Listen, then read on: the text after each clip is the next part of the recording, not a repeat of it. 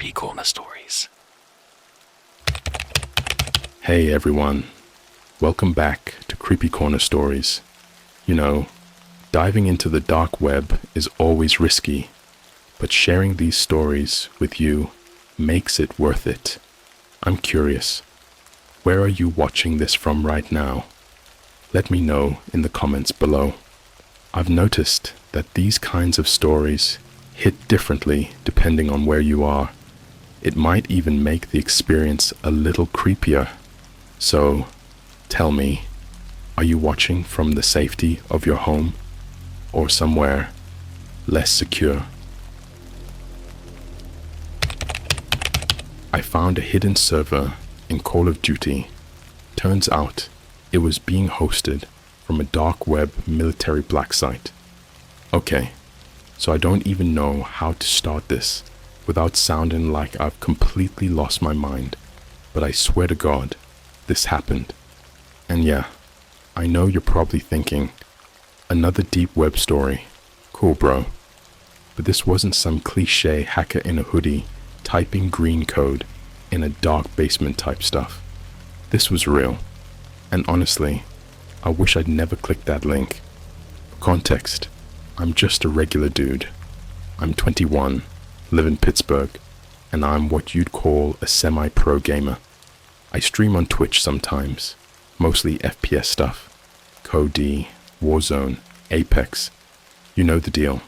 It's not my full-time job or anything, but I've got a decent following, around 7,000 followers. Nothing crazy. My username's SavageFrost17 if you want to verify I'm real, but I might go MIA after posting this because things have been weird. It started 3 weeks ago. I was bored one night, couldn't sleep, so I jumped on Discord and joined a late night lobby with a few randoms from this gaming subreddit. We were talking about servers, ping issues, the usual COD stuff, when one guy, screen name was Z30DAY Real, just casually says, "You guys ever heard of the Blacksite servers? Like the ones not even Activision admits exist." At first, we laughed, thought he was trolling, but then he dropped a link. It wasn't a direct IP or anything, just a link to an invite-only hidden forum. The site looked like it was built in 2003, pure HTML, no SSL, sketchy AF. But for some reason, I clicked. Yeah, I know. I'm dumb. Curiosity man.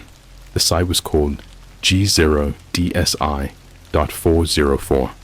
It had this black background with red text that would glitch out whenever you hovered over it, like it was bleeding into the screen. Every time I moved my mouse, it made this high-pitched static noise, like tuning a radio in a thunderstorm.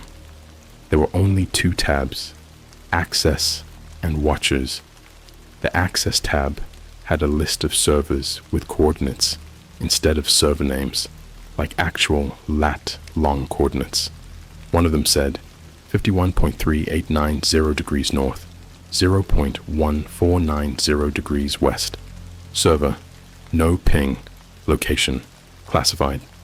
That was the one I clicked. Stupid, I know. Right after I clicked it, my screen glitched out for like 5 seconds. Everything froze. Then a terminal-style pop-up appeared. Host verified, initiating Blacksite sync.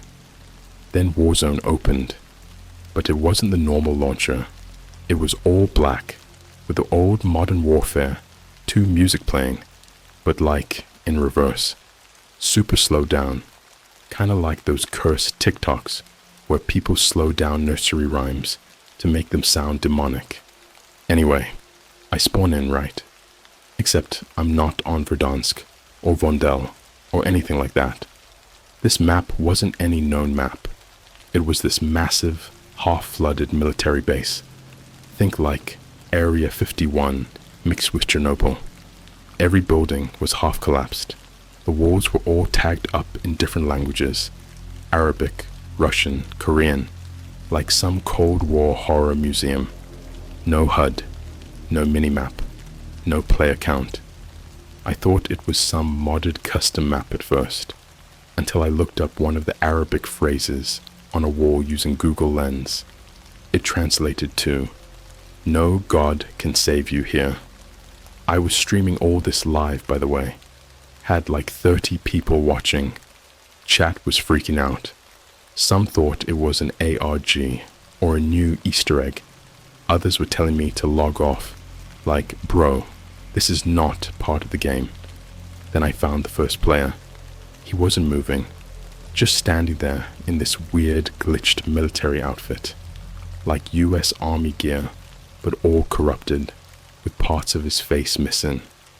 I went up to him, thinking maybe it was an NPC or something, and he turned to face me. And that's when my screen flashed, like a jump cut in a horror movie. My POV cut out for half a second, then came back. But now there was a message on the wall behind him that hadn't been there before. It said, "You shouldn't be here." My Twitch chat disconnected at that moment. Straight up went offline. OBS froze. Discord crashed.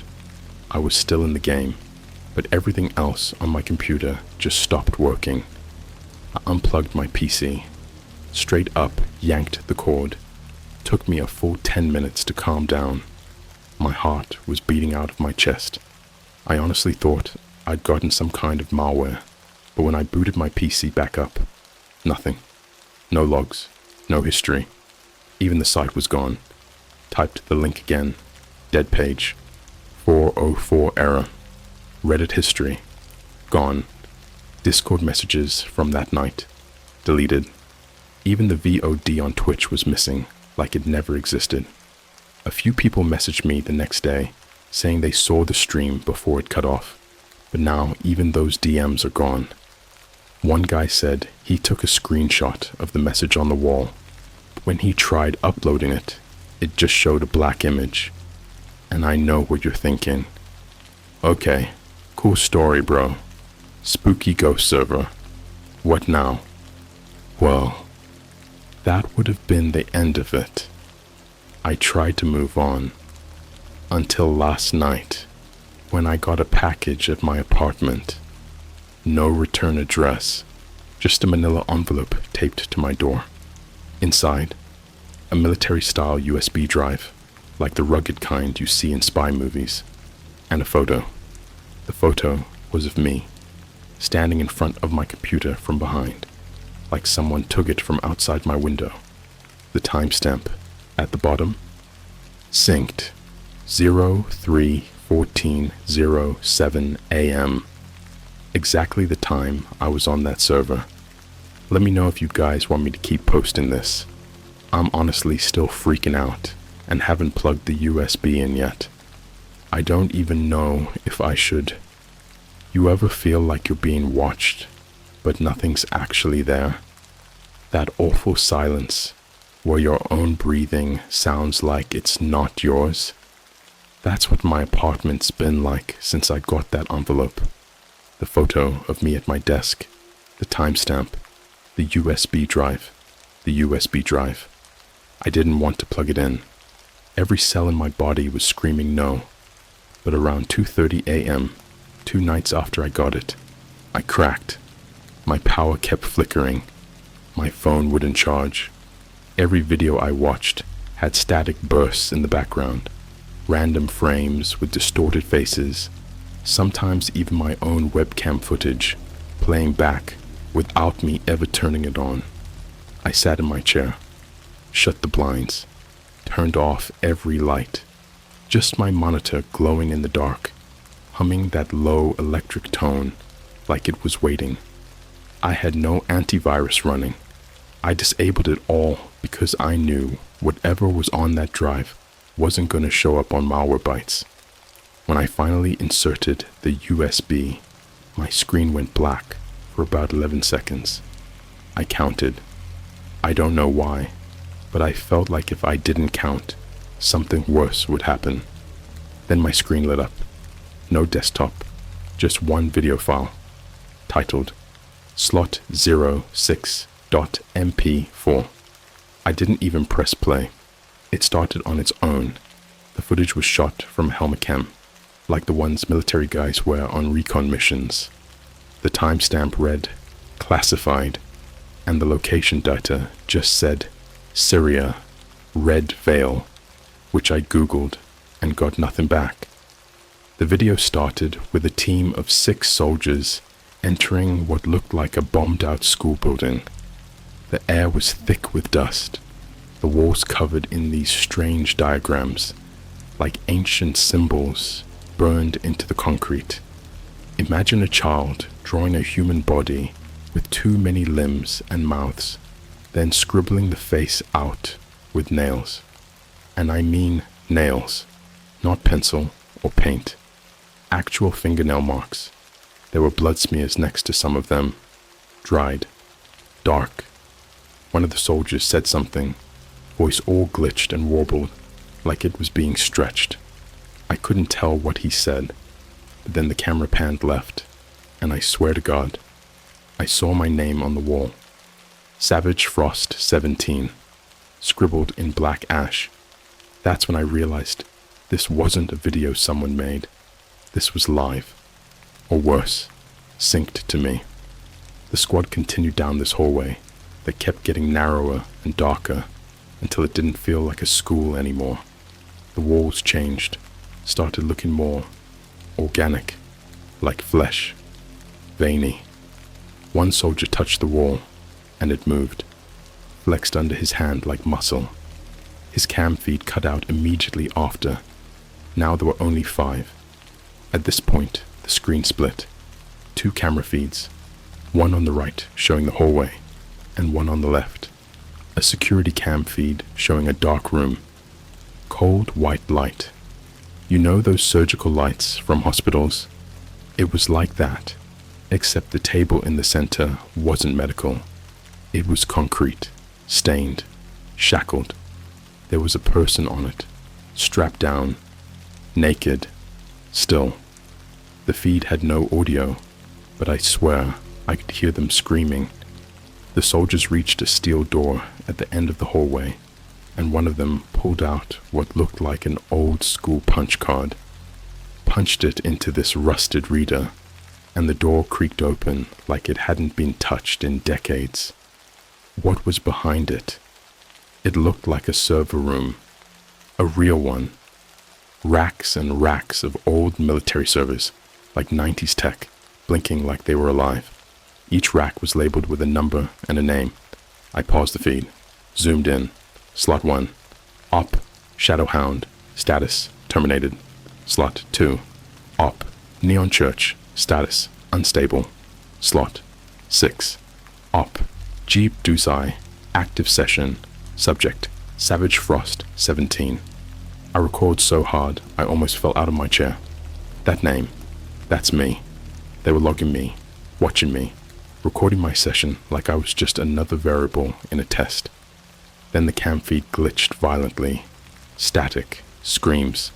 The camera tilted downward. One of the soldiers was now missing his face. Clean removed. Not torn, not burned. Just gone. A perfect oval where his head used to be. No blood, just black mist rising from the neck like steam. Another feed opened. It was my webcam. Live. I saw myself on screen. Same chair, same hoodie. Except behind me, something moved. I spun around.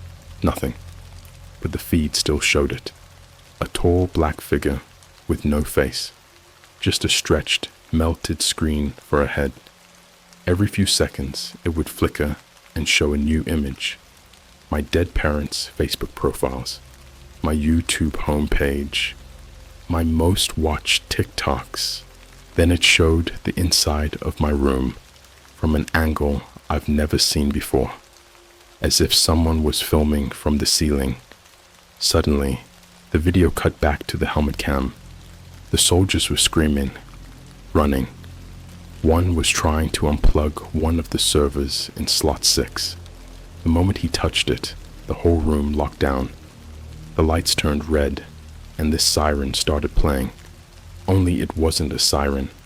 It was a distorted version of the Warzone victory music, slowed down to a demonic crawl. a computerized voice came on. "You are in a session. You cannot leave." The door slammed shut behind them. They were trapped. One guy tried to shoot the server, but his gun jammed. The feed was shaking now, smoke pouring in. The screen was glitching out and flashing words I couldn't read. Foreign languages, symbols. One phrase kept flashing in English though. G0DS don't bleed, but users do. And then, silence. The feed didn't end. It stared. 30 seconds of stillness. Then the screen slowly panned to the final soldier left. He was standing in the corner of the server room, facing the wall, crying, whispering. I had to max my audio to hear it, but I did. Slot 6 is awake now. He's watching me. He's in the wars. He's in the game. He's inside all the codes. Then the screen went dark. My entire PC crashed. When I rebooted, the USB was fried. It smelled burnt, and the file was gone. But the worst part, my monitors, both of them, had new burn-in marks. You know what they said? "Welcome to the roster." I don't even know how that's possible. I haven't slept in 3 days. And tonight, at exactly 3:14 a.m., I got another envelope. This time, it wasn't just a photo. It was a screenshot of me from a week ago, but in a location I've never been. Some abandoned compound in the desert. Barbed wire, tower lights, and scratched into the image, in the corner, it says, "Come back to slot 6. You left the session open." If anyone knows what the hell Red Veil or slot 6 is, I'm begging you. I think I've been put in something I can't leave. I think they downloaded me. The human mind breaks quietly, not like in movies where people scream or claw at their heads. No, it happens in silence, in stillness, like a room slowly filling with gas. You don't even realize you're dying until it's too late. I think I've been dead for 2 days. I just haven't caught up yet. After the second envelope, after that photograph of me standing in a place I've never been, wearing clothes I've never owned, I did something I said I'd never do again. I logged back into Warzone, not through battle.net, through the terminal, the one left behind after the USB fried. I thought it was gone, but every night at exactly 3:47 a.m., my second monitor flickers back to life, even when it's unplugged, and opens that same black-on-black command screen. No prompt, no mouse, just one blinking cursor, and a single line above it. Slot 6, session active, login to finalize transfer. You ever felt like you don't own your body anymore? Like it's just a container? Because when I sat down, I swear I didn't move. My hand typed the password before I even thought about it. I didn't even know I had a password, but it accepted it. My monitor flickered and showed the Warzone loading screen again. But this time, it wasn't just reverse music or weird glitches. It was footage of my apartment. Real time. A live camera feed, shot from inside my closet. I watched myself walk to my desk on screen, but I hadn't moved. The game didn't boot up.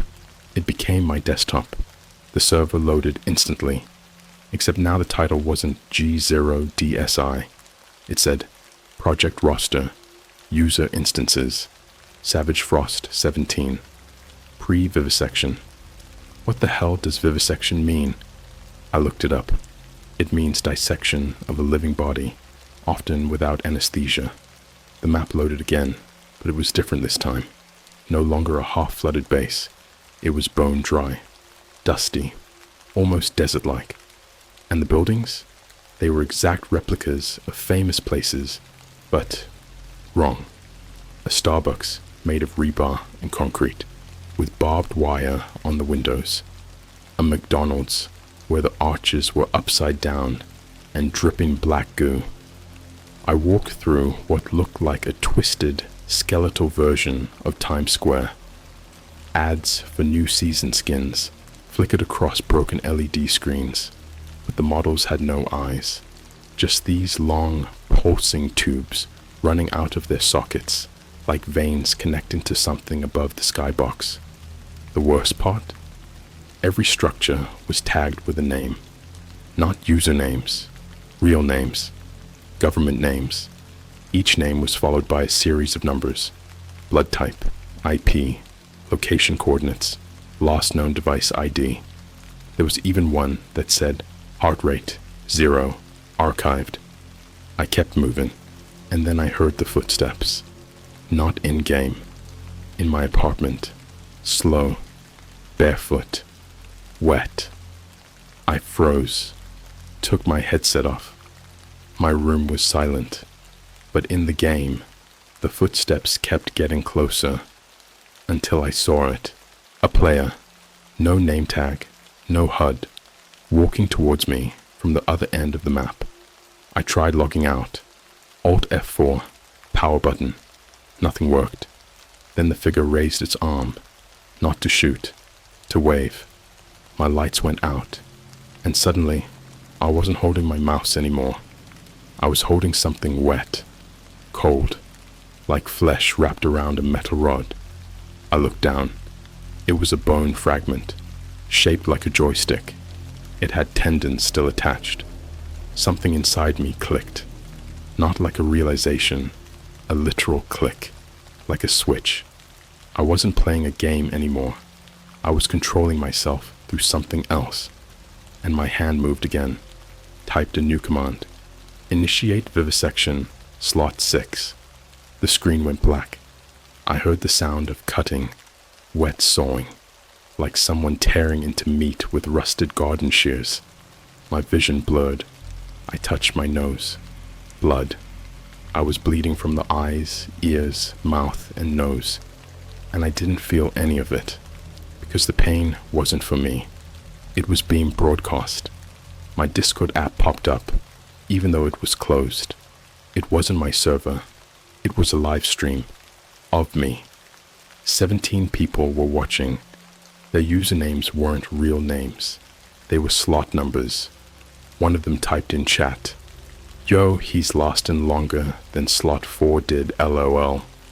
Another said, "You think he'll see the nurse?" Then the video glitched, and I was no longer in my room. I was standing in that same twisted Starbucks from the map, but now in real life, like actually standing inside of it. The floor was soft, sticky, covered in teeth. Hundreds of human teeth pressed into the tiles like fossils. The tables were surgical tables. The menu said, flesh foam, latte, $6.66, spine macchiato, only available in slot 3. Sleep syringe espresso, auto-administers on sip. Someone was behind the counter. Not a barista, not a person, a nurse, wearing a hospital mask made of skin. No eyes, just black pits and a row of surgical scalpels sewn into the lips. Her name tag said, head nurse, session admin. She pointed to a backroom door, and without moving, I was there. The room was tiled. Too white, sterile, like a morgue. There were no chairs, only hooks, meat hooks. Dozens of people hung from them, but they weren't dead. They were playing, twitching, whimpering, screaming commands, like they were trapped in a game controller made of their own bodies. The nurse leaned into me, her breath wet and metallic. She whispered, not through her mouth, but directly into my brain, "You are not the user. You are the input, and inputs don't speak." Then she pushed something into my chest. I didn't see it. I felt it. A wire, running from my sternum straight into the wall, plugging me into the system like a peripheral, like a fucking USB stick. I screamed. In real life. In my room. At least I thought it was real life. Until my scream echoed into my own headset. Feedback loop. That's when I saw the real roster. It wasn't a list. It was a structure. A tower. Each slot was a floor of the tower, and at the top, slot 1, spectator admin, status, unseen, role, root access. You know what root access means, right? It means someone or something has full control. Control of what? Not just the server. Me.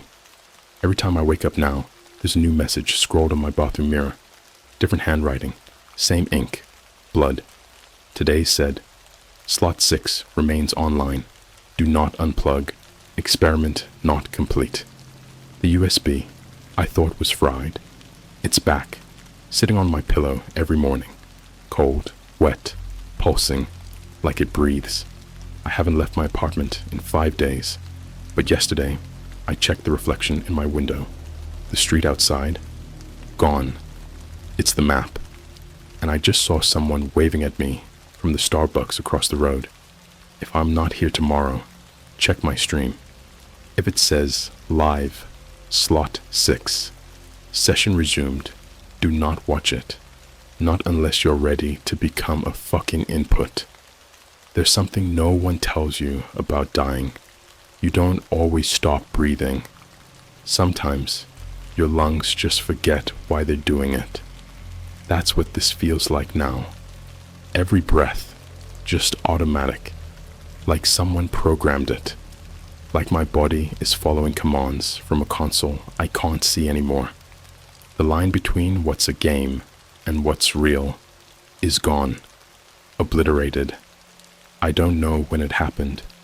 Maybe when I blacked out in that blood and teeth Starbucks. Or maybe it was earlier, when the screen stopped showing gameplay and started showing me.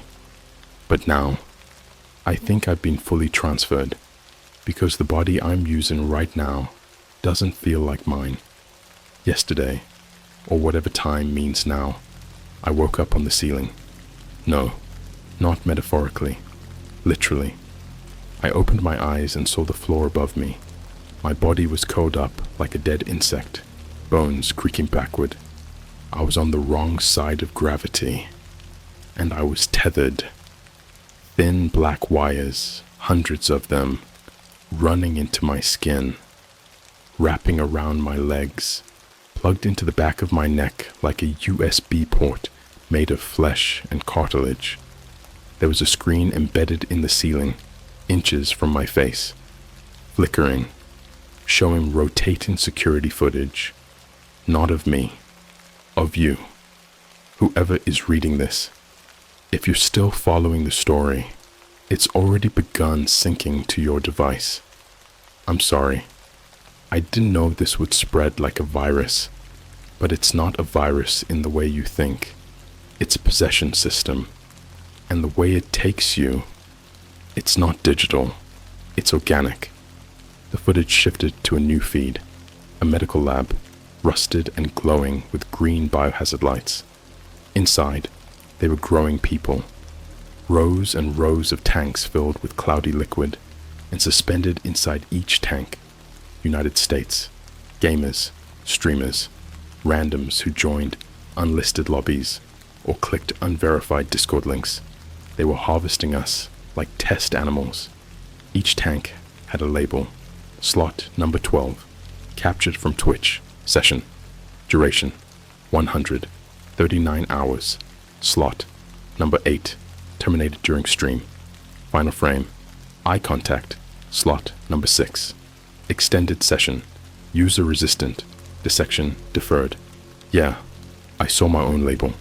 You ever see your body floating in a tank, eyes open, pupils missing? You ever see yourself blink, but only once every 10 minutes? I saw something else too. Behind the tanks, there was a wall of screens. Each screen showed a different familiar place, but twisted, distorted, like AI-generated hell versions of places you've probably been. The inside of a Target, but every mannequin had real human eyes that followed you. A Disneyland castle, dark and inverted, where fireworks exploded downward into the crowd. An IKEA layout that led in one direction only, and every time you looked away, the signs changed language. A Starbucks in Berlin, flickering with emergency lights where customers never moved, just sat, mouths open, listening to something no one else could hear. These weren't maps, they were sessions, and each session was running a different person, a different user, but they weren't playing. They were being played. Their thoughts, movements, instincts, replicated, triggered by code they couldn't see, while their real bodies rotted in tanks, barely alive. Then the worst screen flickered on, an empty interrogation room, white walls, fluorescent light above, a chair in the center, a single figure strapped to it. You. Yes, you. The screen zoomed in as if the camera recognized your reading session, tracking your IP, pulling data from your eyes right now. I swear, I felt the feed update with your heartbeat. And underneath it, the system assigned a new slot number 99, pending synchronization, status, observing. I was dropped, straight off the ceiling, fell face first into a puddle of teeth and bile. And standing above me, the nurse. But this time, her mask was gone. You know what her face looked like? Mine, except decomposed, like someone skinned me and wore it as a smile. The lips were cut too wide.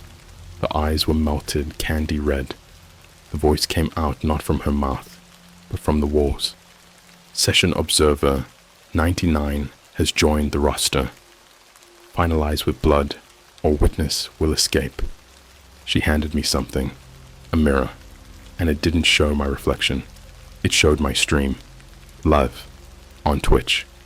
The chat was going crazy, but the messages weren't words. They were screams typed as text. Endless chains of, no, no, no, no, no, no, no, or I saw myself in his eyes. One viewer donated $6.66 and wrote, feed the game, or the game feeds itself. Then the nurse raised her hand and pressed a needle straight into the side of my head. I didn't bleed. I streamed. The pain came out in frames per second. Every pulse, a new viewer. Every scream, a new sub. You think I'm being metaphorical? My actual Twitch analytics started increasing, mid-torture, in real time. By the time she was done, I had 66,000 live viewers, and none of them knew they were watching their own synchronization process. When I came to, I was no longer in my apartment. I was in a server rack, not beside it, inside it. My arms were wrapped around bundles of Ethernet cable.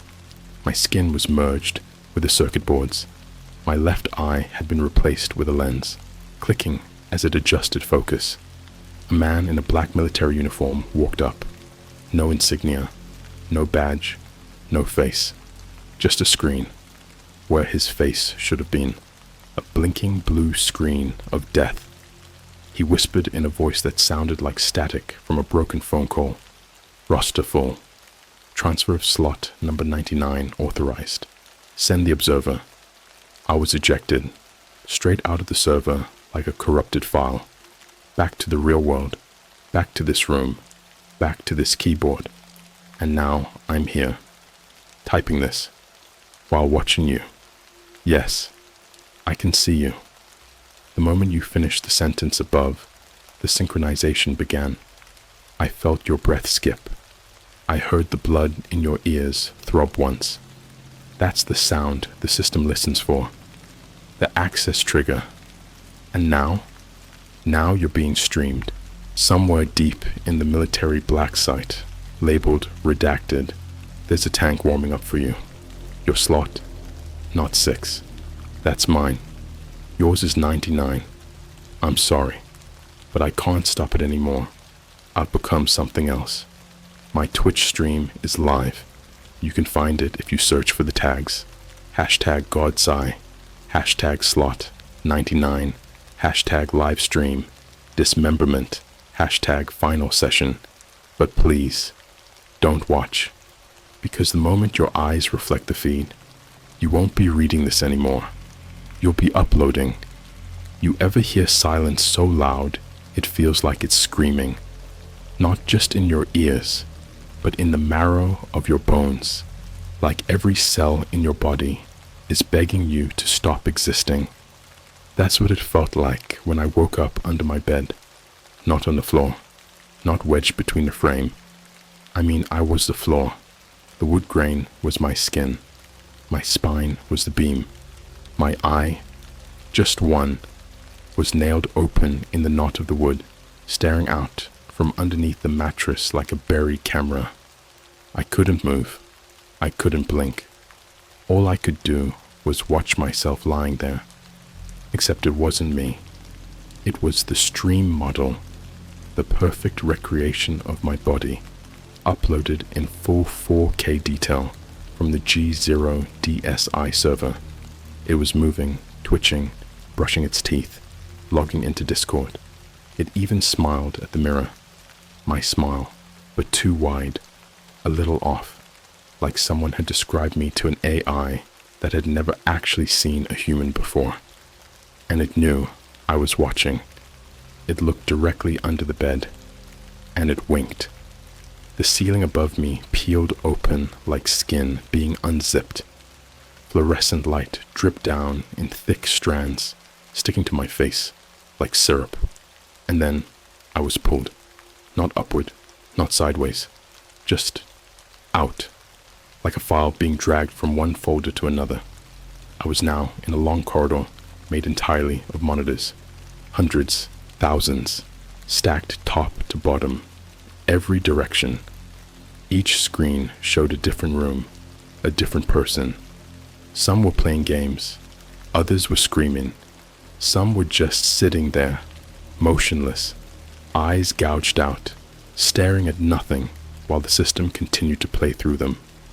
A voice hummed from the monitors, monotone, hollow, like a voicemail from someone long dead. Welcome to final deployment. You are no longer a player. You are now a map. I looked down at my hands. They were code, strings of numbers, blinking and shifting, trying to stabilize. I couldn't clench my fists. Every time I tried to make a move, the system ran a verification. Invalid input. Admin permission required. Tether lock active. Body reserved for slot number 100. Slot 100. I thought I was 6. I thought you were 99. But now there's a new number, and I know what it means. Because there's a rule in the roster. Only 100 bodies can run at a time. After 100, they start overwriting, deleting the old to make space for the new. And they never delete the admin. They delete the resistant. The corridor collapsed around me like a closing throat, crushing screens one by one, each shattering with a scream. Not static, screams. Real, human, guttural cries of pain. The kind you can't fake. The kind you only make when you're being torn open alive. And then I was back in the chair. The one from the video. The interrogation room. White, clean, too clean. Like they'd bleached the blood into the walls until the paint itself remembered every murder. There were 4 things in the room. The chair, the USB, now pulsing like a human heart, a monitor showing my Twitch chat in real time, and the man with no face. But this time, he spoke, not with sound, but with alerts. Each notification that popped up on screen was a new word. Subscriptions, follows, donations, each one added to the sentence. Slot 100 confirmed. Goodbye, slot 6. I screamed, but there was no sound, because I didn't have a mouth anymore. Just a data port, a black slit where my voice used to be. He walked behind me and began connecting cables to my back, threading them through holes in my spine that hadn't been there before. My nerves turned to fiber optic wires, glowing blue, pulsing with corrupted login data from every account I've ever owned. My bank logins, my emails, my medical records, even my birth certificate flickered onto the screen, as he typed, delete file, birth, record, Savage Frost, 17, XE. Confirmed, deleted. I'm not me anymore. I'm just a node. A playable terrain asset in a session that never ends. The system downloaded my memories and used them to render the world. Every alley I walked as a kid, now a spawn point. Every person I've ever loved. NPCs with looped voice lines. My old high school. A combat zone with randomized loot spawns. My childhood dog. A corrupted side quest that always ends in failure. And worst of all, the final loading screen, before I blacked out completely, showed your face. Yeah, yours. Your device camera blinked, synced, registered, and now you're part of the terrain data. That's why you've been feeling that pressure behind your eyes while reading this, that itch in your teeth, that subtle buzz in your eardrum. That's the download initializing. Slow, quiet, but unstoppable. Because here's the truth. You were never a viewer. You were the next player. This story, it wasn't for entertainment. It was permission. And by reading all 5 parts, you gave it. You gave him permission. The man with no face. The administration. The architect of roster protocol. He doesn't take users. He waits for you to read the entire file, just like the rest of us did, just like I did. That's how the sessions begin. That's how they multiply. There is no escape, no unplugging, because here's the final, irreversible truth.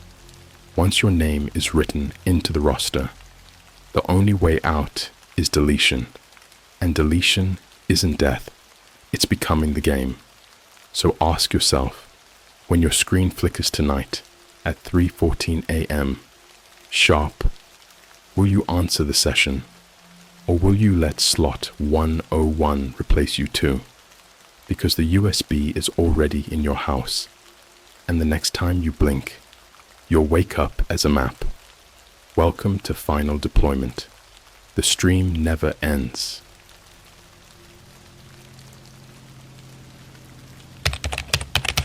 I streamed myself, exploring a cave in the North Pole. Then a dark web channel started streaming me back. What's up, Reddit? Throwaway account, obviously. I'm not trying to be tracked over this. I know how that sounds. Paranoid, dramatic, whatever. But after what happened to me last winter, bro, I don't even trust my own reflection anymore. Okay, so here's the deal. I'm a streamer, not one of the big guys or anything, but I had a decent following on Twitch and YouTube, like 22,000 subscribers and a pretty loyal viewer base who liked my IRL adventure stuff. You know, exploring abandoned places, urban legends, that kind of thing. Just spooky enough to go viral, but safe enough to not actually die. That was the idea, at least. Anyway, around December last year, I got this genius idea. I was scrolling through this subreddit, actually, r/urbex, and someone posted a grainy old map of unexplored cave systems in the Arctic. I know, big red flag, but this one comment caught my eye. It said, "You want views? There's a cave 40 miles out from the Thule Air Base in Greenland. Supposedly, NATO sealed it off in the 80s after a military recon squad went missing inside. It's still there. Look for the abandoned supply shack west of the base. Nobody goes near it anymore. Locals call it Kimitok's Throat. Don't go in."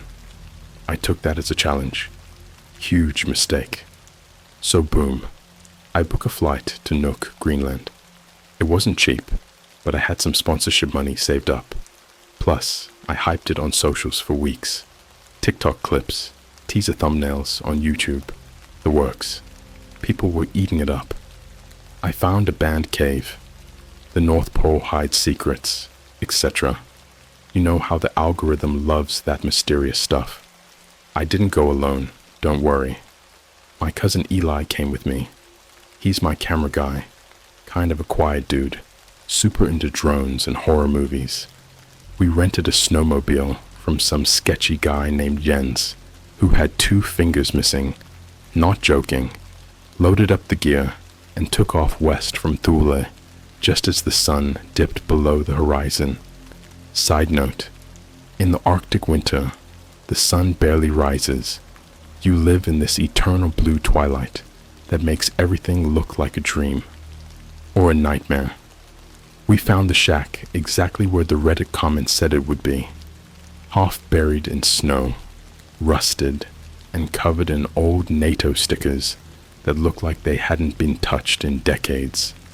The weirdest part, there were still boot prints leading from the shack to the cliffside, fresh ones, at least 2 sets. I pointed it out to Eli, and he just shrugged like, maybe hunters. We set up our stream right outside the cave. I called it. I broke into a forbidden Arctic cave, Lev. Typical YouTube bait title. Within 10 minutes, 3,000 people were watching. The chat was insane. Emojis flying, people daring me to go deeper, others begging me not to. It was about 10 minutes in that I noticed the first weird thing. Someone in the chat said, "Turn around." I thought they were trolling, but then like 15 other people typed the same thing. "Turn around. There's someone behind you. Bro, who is that guy in the snow?" I turned around. Nothing. Just empty Arctic wilderness. Wind. Silence. Eli looked spooked. "Dude, I swear I saw something move near the ridge just now." I tried to play it cool for the stream, laughed it off, made a dumb Frozen reference. You know, let it go while doing a spin in the snow like Elsa. But something felt off, like that air pressure before a thunderstorm feeling, except it was inside the cave. You could feel it, a pulse, a vibration in your chest, like a subwoofer humming. We went inside anyway, because we were idiots. The cave wasn't normal. That's the best way I can describe it. It wasn't made by natural erosion or ice melting.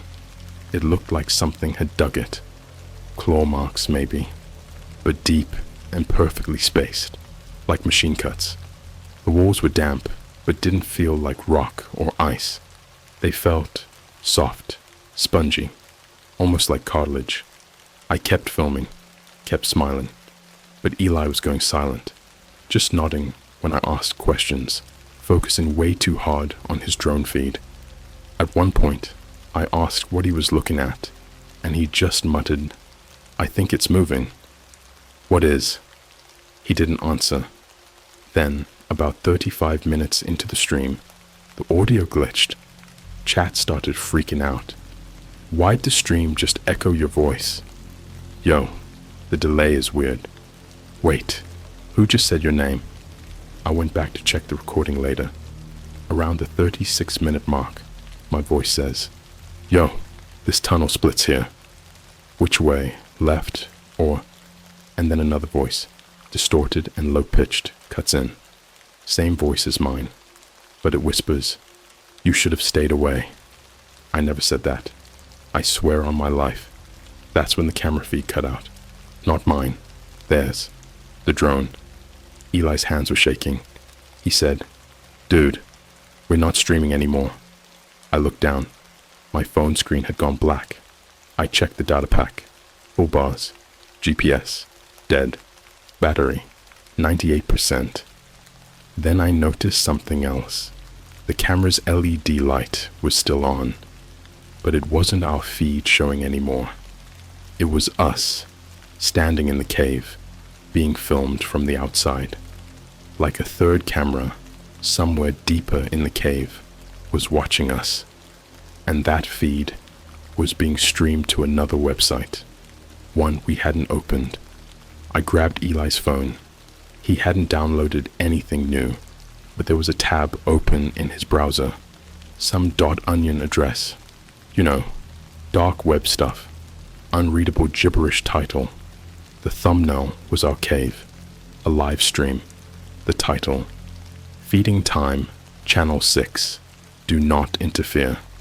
The chat was different. Not Twitch, not YouTube, just symbols. Some looked like runes, others were upside down letters. But the scariest part, they weren't watching me explore anymore. They were watching me being watched. And every few seconds, one of them typed the same word, over and over. Soft skin. That's all I'm posting for now. I've barely slept since I got back. I'll post part 2 if this doesn't get taken down, or if I don't get a knock on the door tonight, because the feed is still up. And last night, someone sent me a message on Instagram from a completely blank account. No name, no followers, just a photo of me standing outside my apartment, taken 3 minutes before I saw it. The second I saw that photo of me outside my apartment, I knew whatever happened in that cave didn't stay in the Arctic. It followed me. Or maybe I brought it back. It took me 4 days to get out of Greenland after the stream died. 4 days of pure silence from Eli. He wouldn't talk to me, wouldn't even look me in the eye. Just stared at the plane window, mouth slightly open like he was watching something I couldn't see. The flight attendant asked if he needed a doctor mid-flight. I said he was just tired. I think I said it twice. For me, not for her. I made the mistake of checking my phone once we landed in Copenhagen. The .onion stream, still active. Same title, Feeding Time, Channel 6. But the screen no longer showed the cave. It was my bedroom. The camera was in the upper corner. I recognized my tapestry on the back wall, the corner where I kept the ring light, the old TV I never fixed. They were inside my room, or watching it. Somehow, when I got back home to Portland, everything was slightly off. My apartment felt colder, even with the heat on. Lights flickered when I passed them. My cat, Pickle, sweetest little dude, wouldn't come near me. He hissed when I reached out to him, clawed my arm until it bled. I'd had him for 5 years and never seen him like that. Then I found the teeth in my mailbox. Not human, not animal, something in between. 4 of them, tied together with a tiny strip of what looked like human hair. The envelope just had one word written in smudged red ink. Soft skin.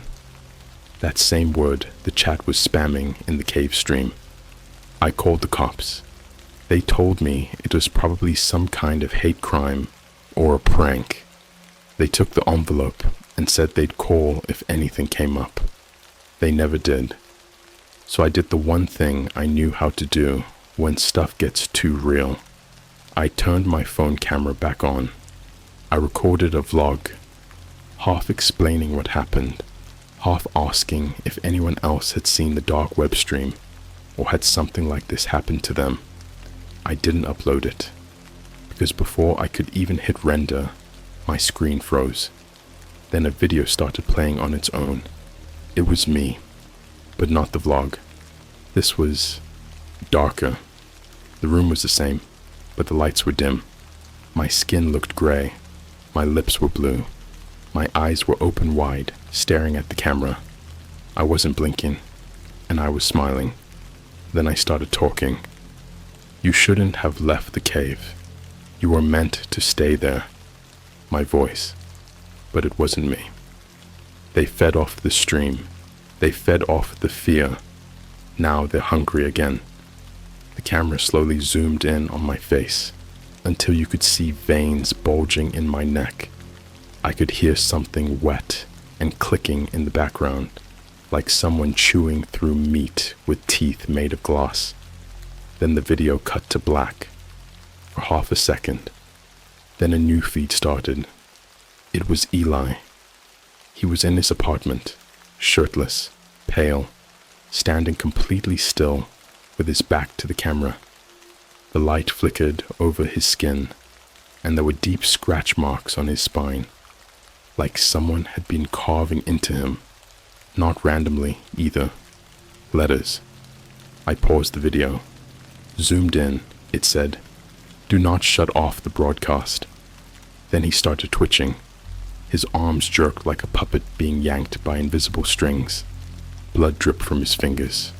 His mouth opened slowly, like his jaw was unhinging, and then he started screaming.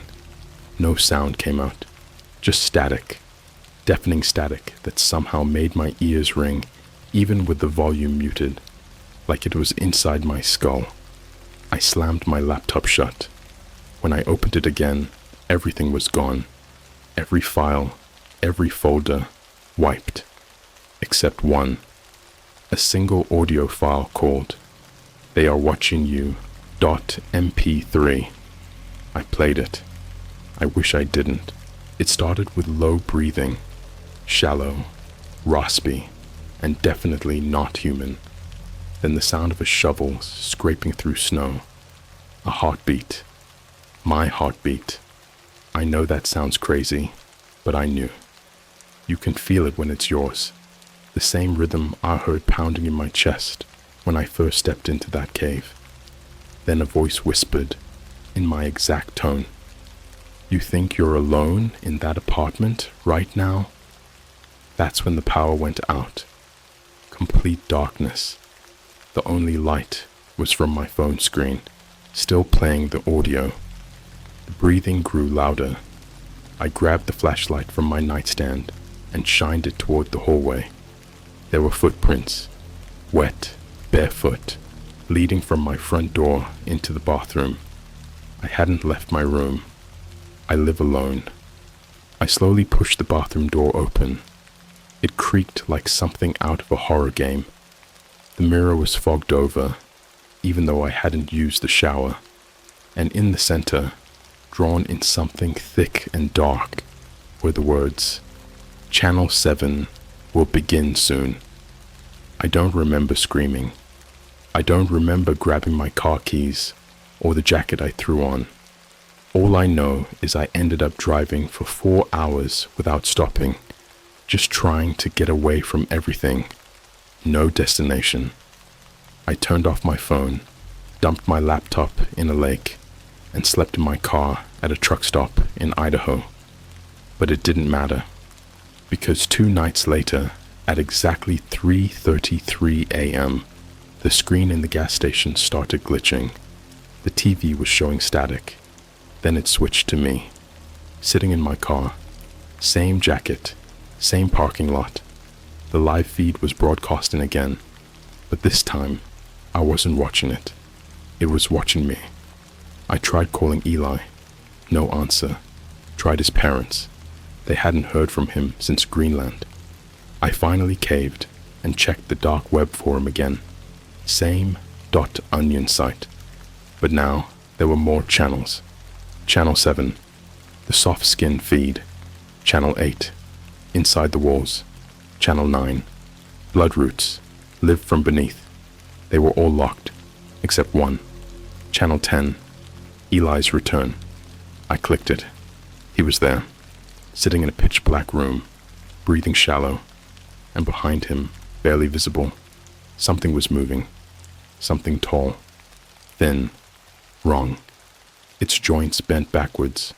Its head twitched like a corrupted GIF. Every few seconds, it would lean forward and whisper into his ear. Eli didn't move, didn't flinch, just kept staring forward with wide, unblinking eyes. Then the creature turned and smiled at me. I'm ending this part here. Not because the story's over. It's not. But because I just got an email from an address that looks like pure static. The subject line says, "Your feed begins at 4:44 a.m. Don't miss it." And my webcam light just turned on by itself. You don't understand fear until your own face starts lying to you. I'm not talking about metaphorical stuff. I mean literally. Your reflection blinking before you do. Your smile holding a second too long after you stop smiling. That's what started happening after I got the email about my feed going live. It hit 4:44 a.m. Nothing on my laptop, nothing on my phone, but every single screen around me, my TV, my smart fridge, even the gas station billboard 2 blocks away, flickered. Then they all started streaming me, live, from an angle I couldn't place. It wasn't from my phone or laptop. It was like the camera was in my body, filming out through my eyes from behind them, like something was standing inside my skull, wearing me like a puppet. I tested it, lifted my hand, snapped my fingers, blinked 3 times. Every screen around me did the exact same thing, in sync. I wasn't being watched. I was the camera.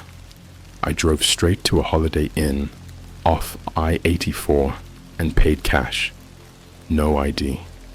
I took the fire stairs up 5 floors, used a lighter to melt the peephole on my door, and blocked the vents with towels. That's what I learned in that subreddit, the one where people share weird tricks for hiding from thermal drones and surveillance. Most of them sounded insane back then. Now, I get it. I crashed for maybe 4 hours. When I woke up, the ceiling was dripping. Not water, blood. I thought it was a prank, a leak, whatever. But then I looked up and saw that the blood wasn't dripping from the ceiling. It was seeping out of it in tiny dotted lines, forming letters that slowly arranged themselves into words. Feed active, do not exit frame. I ran, left everything behind. My bag, my charger, my sanity. Didn't even make it to the lobby before I saw them again. People with no faces, not like in horror movies. Not skinned or burned or melted, just absent. Blurry shapes where faces should be, like someone smeared their identity with a digital paintbrush. They stood in the hallway, 5 of them, just standing, all facing me. One held a GoPro, another had its old camcorder, VHS era. One held a phone on a selfie stick. They weren't filming me. They were waiting for direction. That's when I knew I was in the show now. I drove for hours again. I passed Boise, ignored road signs, kept moving. I think I blacked out for a while, because the next thing I remember, I was at some remote diner in Nevada, one of those creepy Route 93 places that hasn't updated its menu since 1974. It was empty, no staff, no music, just one flickering fluorescent light and a single TV mounted in the corner playing my stream. I sat in the last booth, tried not to cry. Then the jukebox turned on by itself. It played static, not music, just a looping high-frequency screech, like a dial-up modem from hell. Then a robotic voice cut through it, one of those AI text-to-speech voices from the early internet days. Now, playing the Soft Skins feed, Chapter 3, Excision. Then a plate of meat slid out from the kitchen, raw, bleeding, still warm. It looked too human. I left, again. Ended up sleeping in my car under an overpass near Vegas. That's when I found a second set of teeth. These ones weren't tied together. They were nailed into my doorframe. 10 of them, perfectly spaced, like someone was spelling out a message in bone. I don't remember falling asleep. I just remember waking up to screaming. It was coming from my car stereo. I hadn't touched it. The radio dial was spinning on its own, cycling through dead stations, each one playing a new sound. One was a woman crying. One was someone gargling blood. Another was just breathing, low and heavy, right into the mic. Then it stopped, cut to dead silence. And then, "Do you want to see what they did to Eli?" I didn't answer, but my stereo didn't care. The display screen on my dash lit up, and a video started playing. It was a hospital room. The bed was soaked in blood. 4 bags filled with black sludge. Machines flatlined. And in the center of the room, Eli's body. Except, it wasn't just Eli anymore. They'd opened him up and left him alive. He was split from throat to pelvis, ribs bent outward like wings. His lungs were exposed, still inflating. His eyes rolled around, but never blinked. His mouth had been stitched into a forced grin, the kind of grin that bleeds from the corners. Carved into his chest, letter by letter, with surgical precision, were the words, "Camera inside, do not remove." And next to the bed, standing completely still, was a figure in a plague doctor mask, holding a remote control, pointing it at Eli's heart. Each time they clicked it, Eli twitched and laughed, loud, shrill, mechanical laughter, like something from an animatronic in a broken Chuck E. Cheese. The feed ended. I puked all over the steering wheel. It got worse after that. I started hearing the feed, even when no screens were on. Whispers in vents, in water pipes, from inside my phone speakers when I wasn't touching it. Sometimes it mimicked my own voice. Sometimes it just whispered, "Soon." I tried smashing my phone. It turned on again the next day. I tried writing everything down. It vanished overnight. One night, I scrawled, "Help me," all over the motel walls in toothpaste. Next morning, "Your feed is growing," was written over them in ink. Then came the replays. I woke up one night and saw myself sleeping on the ceiling. Not a reflection, not a dream. A live version of me was upside down on the ceiling, like a glitch in reality, perfectly mimicking every breath I took, until it didn't. It opened its eyes. I didn't. It turned its head slowly toward me. I was frozen. Couldn't move. Sleep paralysis, maybe, but this felt conscious. Then the ceiling me whispered, "You are now syndicated." I blacked out. When I came to, I was back in Portland. I don't remember the drive, just that I woke up in front of my own building, keys still in the ignition. My front door was open. The lights inside were off, but I could see red flickering from my TV. I walked in. Every wall was covered in photos of me sleeping, eating, sitting in my car, from angles I never recognized. Some were labeled with timestamps. Some were Polaroids, instantly printed and pinned with thumbtacks. But one photo was taped to the center of my mirror. It was me, in the cave. Only, my eyes were missing, not blacked out, hollowed out, like someone had carved them with a spoon. Underneath the photo was a sticky note. "You streamed the void. Now it streams you." I tried to end it. I'm not proud of it, but I grabbed the sharpest kitchen knife I could find and jammed it into the side of my neck. It didn't work. No blood, just static. Literal static poured from the wound. Flickering gray fuzz, like TV snow. My flesh unraveled like VHS tape, and the moment I screamed, the sound was replaced with a dial tone. Then, darkness. I woke up in the cave. Same air, same pressure in my chest, same walls like muscle tissue. But this time, there were others. Rows of bodies hooked into walls by wires and tubes. They were all streaming. One guy had a projector in his mouth. Another had a webcam shoved into his eye socket, fused with the bone. They were all still alive. Barely. Moaning in a language I couldn't understand. Twitching like buffers on a laggy screen. Then a screen dropped down in front of me, like a stage play curtain. It showed every person who'd ever watched my stream. Usernames, locations, IP addresses. Some had hearts next to them. Others had red X's. The ones with hearts, they were next. I don't know how I got out. I woke up again in my bed 2 days later, according to the date on my watch. But I wasn't me anymore. My reflection has started lagging again. My voice randomly changes pitch mid-sentence. And worst of all, I can feel the camera inside me. You ever peel your own skin off in a dream? Not because you want to, not even because you're scared, but because something beneath it is twitching, something wrong and foreign, and your body isn't yours anymore, and you're just trying to see what's inside. That's how I woke up this morning. Naked, lying in a dry bathtub, skin beneath my fingernails.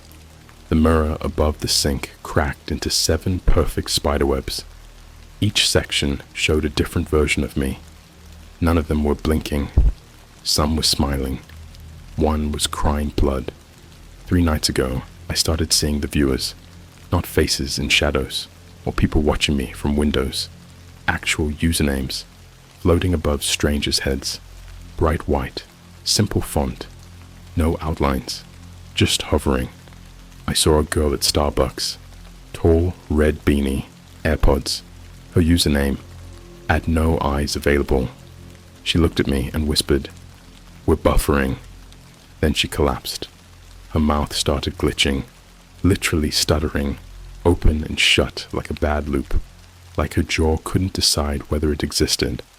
Her eyes blurred out, not rolled back, not gone, blurred, like someone censored her in real time.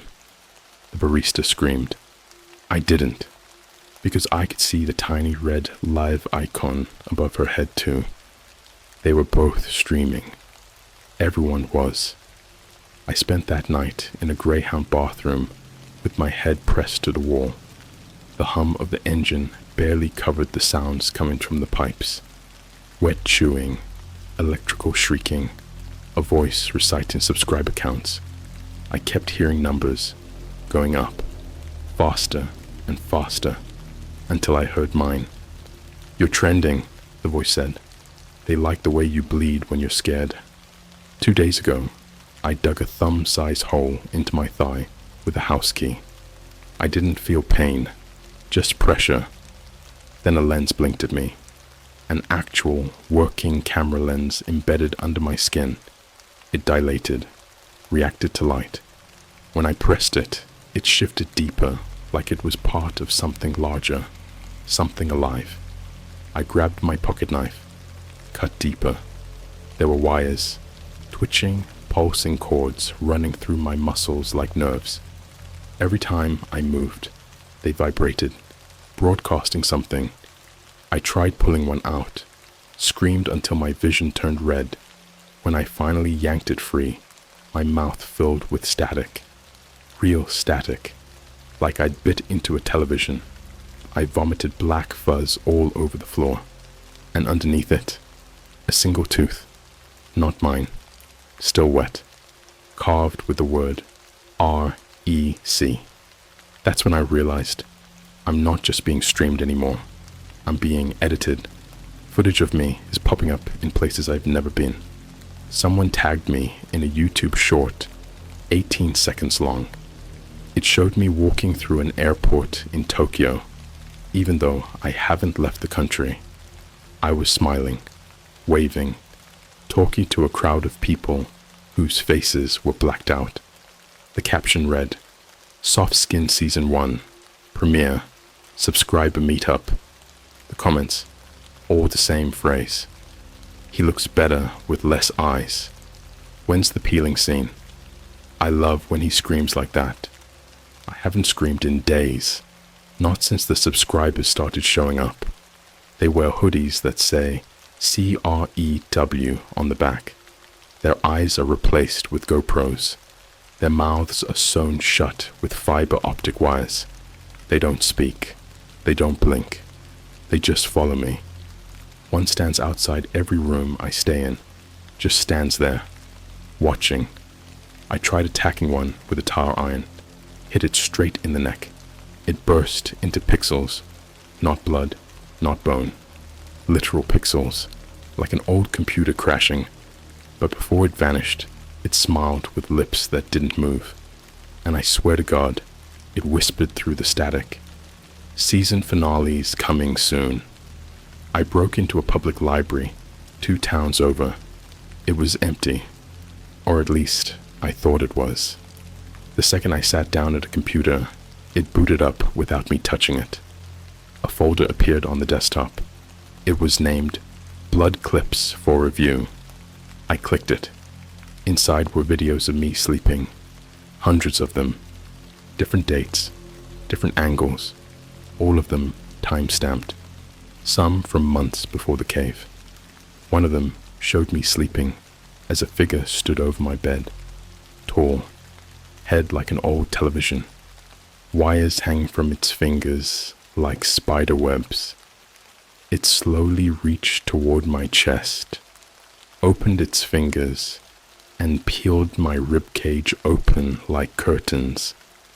But I didn't move. I didn't wake up.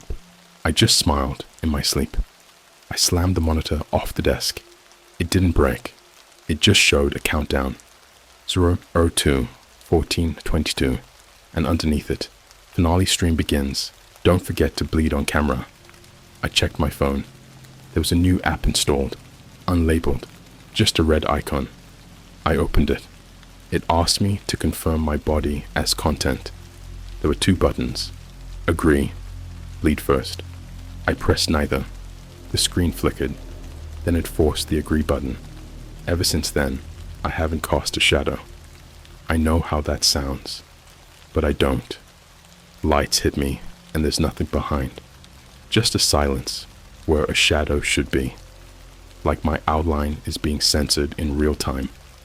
I check security cameras. They show me standing still, not moving, even when I walk. The footage and reality are desynced, like someone's double over my life with a worse version of me. Last night I found Eli's signature on my wall, burned into the drywall. No torch, no ink, just character, as if someone branded his name into my apartment itself. And next to it, scratched in crooked, angry letters, it said, "You left me inside the feed." I went to the police, told them everything. They ran my name and said I'd been legally dead for 6 months. I showed them my ID. It glitched in the scanner. The officer looked at me and said, "You're not you. Not anymore.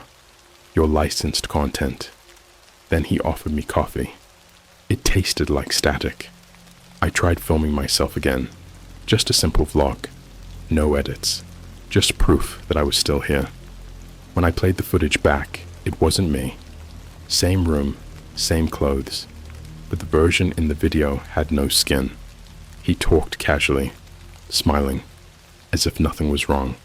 He said, "They'll never stop watching, even when you sleep, even when you rot, because you are the show now, and the show must go on." Then he started laughing, and I started bleeding from my ears. Every time I blink now, I see ads, not normal ones, ads for things that don't exist. Get the new organ filter, now in 4K resolution. Brain rot, upgrade to soft skin, 2.0, free trial ends, never. Buy yourself a better death, stream starting at $6.66 per month. My dreams have sponsors now. I fell asleep for an hour last night and dreamed of being skinned alive, while a voice shouted, "This torture scene is brought to you by Raid, Shadow Legends." I can't die. I've tried. I walked into the middle of the street and waited. A car hit me. I heard the crunch. I felt the bones snap. But when I opened my eyes, I was sitting at my desk, streaming, to a chat room filled with viewers that don't type words anymore, just emojis made from teeth. And now there's a new update to my stream. They've added a skip ad button, except it's not for the viewers. It's for me. And it only works if I give them something real. Pain, blood, skin. So I carved a message into my own chest tonight. Deep. Enough that it hurt. enough that I felt alive again, even if just for a second. The message? Do not subscribe. But you already did, didn't you? The second you clicked, the second you watched, the second you cared, and now, you're next. The worst part isn't the pain anymore, not the static behind my eyes, not the taste of metal every time I swallow, not even the sound of wires uncoiling behind my walls while I sleep. The worst part is realizing that none of this is a glitch. This was always a show, and I was always the product. I tried to end the broadcast last night, not the metaphorical kind. I poured bleach into my ears and swallowed a box cutter. I set my mattress on fire and laid down smiling, ready to be ash, ready to be forgotten. But the moment the flames hit my skin, my vision turned crimson, and a voice, deep, feral, not from earth, boomed in every corner of my skull. Do not interrupt the program. I woke up in a hospital, at least, something trying to look like one. Everything was too perfect. The walls were sterile, glowing white. The machines beeped on rhythm, like a metronome, but the ceiling was covered in black mirrors, all showing different versions of me. Some bald, some eyeless, one missing a jaw and still smiling. Another one of me had holes in his hands and red cables pulling his fingers like marionette strings. The nurse came in, but she wasn't a nurse. She wore scrubs, yes, but her face was a TV screen, flickering with channels I didn't recognize. Children screaming, a man slicing his own face off frame by frame, a woman vomiting her organs like ribbons into a McDonald's paper bag. The nurse spoke in a language made of tones, like chimes from a church designed by something that never knew peace. And then she handed me a clipboard. It said, "Sign below to agree to permanent streaming rights of your soul."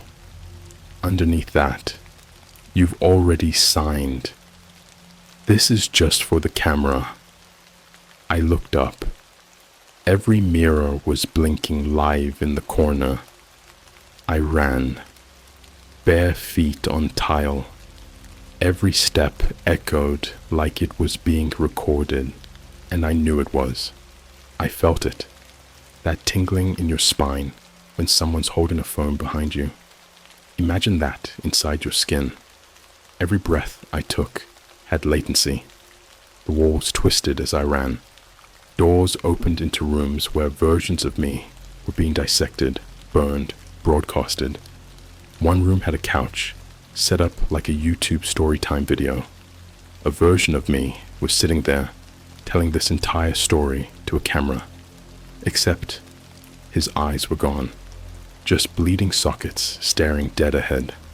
And every few seconds, a robotic arm would reach from off-screen and tighten the smile on his face with barbed wire. The lower third text on the screen said, "New episode every week. Subscribe for pain." I found a window, not outside, inward. A glass pane that looked into something dark, endless, writhing. I stared too long. I saw them, the real audience. Rows and rows of things, not people. Heads shaped like satellite dishes, hands made of broken joysticks. Faces that clicked open like shutter lenses, all of them watching, judging, waiting for the next scream, the next twist, the next death. They fed on it, not the footage, the suffering. I saw comments appear in the void like smoke. Not enough gore in the last stream. Do better. Make him rip his tongue out next time. Yawn. This one's getting predictable. I smashed the window, or tried to. My fist hit the glass, and instead of breaking, it absorbed my hand. Flesh turned into pixels, bone digitized into raw data. I felt my fingers reformatting into something shareable. My blood ran like loading bars down my wrist, and then a message appeared across the glass. "You are now in 1080p. Congratulations. I don't know how long I was in that place. The feed didn't track time. Time was content. Days were just episodes. Eventually, I woke up in my apartment again, or what used to be my apartment. All the walls were black, not painted, burnt, but not from fire, from overexposure. Like every surface had been screen burned by millions of views. My TV wasn't on. It was open, like the screen had cracked open like a mouth and was breathing, exhaling hot, humid air that smelled like iron and fear. On my couch sat a remote, but instead of buttons, it had organs, a small, beating heart, a single eye, a row of teeth along the edge. I picked it up. It bit me. The blood didn't fall. It floated, spelled out 3 words above the couch in the air, like a title card. Final episode now streaming. My phone buzzed. One notification. From YouTube. From a channel called You. New video uploaded. Killing the broadcaster. Live 24/7. The thumbnail. A photo of my body. Lying dead. But the face was smiling. And the eyes? Wide open. Camera lenses. I'm being replaced. Or maybe I already have been. I can feel it in my thoughts. They're not mine anymore. Sometimes I think in hashtags. Sometimes my memories buffer. I get error messages in dreams. Every time I close my eyes, I wake up somewhere slightly different. Last week, I had a scar on my leg that said Season 2. Yesterday, it said Reboot coming soon. And today, it just says Merch link in bio. The viewers are in my room now. I see them when I blink. Shadow people made of pixels, crouching on the ceiling, licking the walls, hissing laughter. One of them sleeps under my bed and whispers subscriber milestones at night. Another one crawls out of the mirror when I turn off the lights. She doesn't speak. She records everything. I hear the tape rolling. I found Eli again, or what was left. A live feed popped up while I was in a truck stop restroom. The monitor on the urinal wall played him, strapped to a chair made of TV cords and severed arms, smiling with eyes rolled all the way back. His mouth opened and a voice came out. There's no end stream button, man. You started this feed. You are the feed now. I tried to warn people, started typing up posts, emails, even tried calling a podcast. They all bounce back. Emails come back with a reply. Content not authorized for release. And the voice on the podcast line.